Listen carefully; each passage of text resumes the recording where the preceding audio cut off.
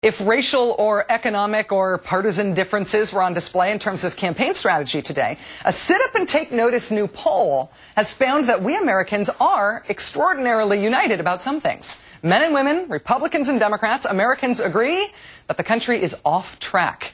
A new New York Times CBS poll finds a staggering 81%, more than 4 out of 5 Americans, say things in our country are going the wrong direction, versus 14% who say things are fine, keep it coming. These are the worst numbers in this poll's 17-year history.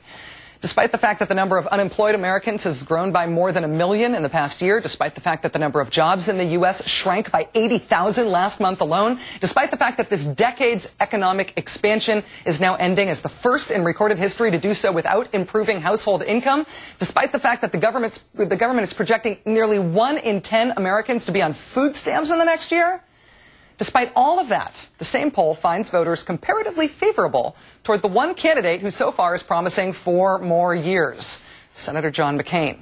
McCain is only 5 points behind Obama, 47-42, and he's only 5 points behind Clinton, 48-43. Joining us to crunch these numbers, MSNBC political analyst, also senior editor at Newsweek, Johnathon Alter. Hi, John. Hi, Rachel. First, can you put these wrong track numbers in context for us, historically and causally? What do you think's behind them?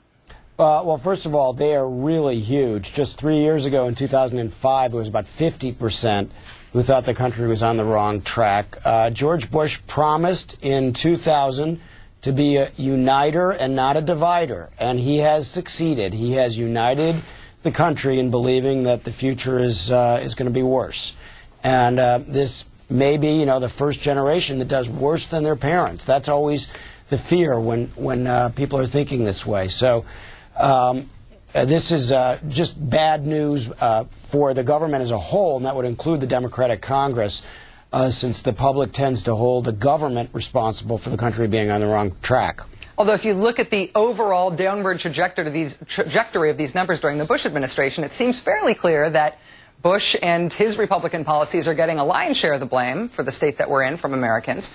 If that's the case, why don't the wrong track numbers mirror the numbers for John McCain? He's a Republican household name, Republican Washington insider for a generation, famously a hugger of George W. Bush. Why don't these numbers track his numbers?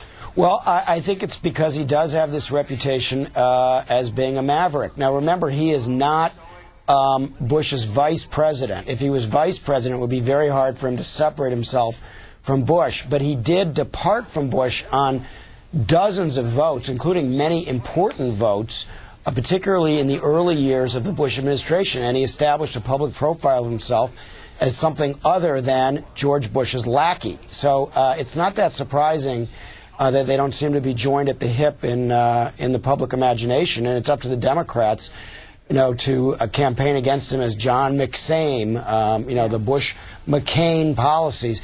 And they will try to do that, but they haven't really had time to, Rachel, because they've been so busy fighting each other. Right. And meanwhile, John McCain, a lot of those early votes against George Bush are things that he has flip-flopped on, things like the Bush tax cuts, things like immigration, things even like drilling in Anwar. McCain himself says he's offering a continuation of the Bush policy on both the war and the economy. But why do you think that he is still treated as a maverick in the media, as if he's offering some substantial departure from the status quo? Well, I think it's because the battle hasn't really been joined. It's up to the Democrats, and this is what politics is about, to portray him as, Abe Simpson, Bart's grandfather, the crotchety old guy who wants to foreclose on your house.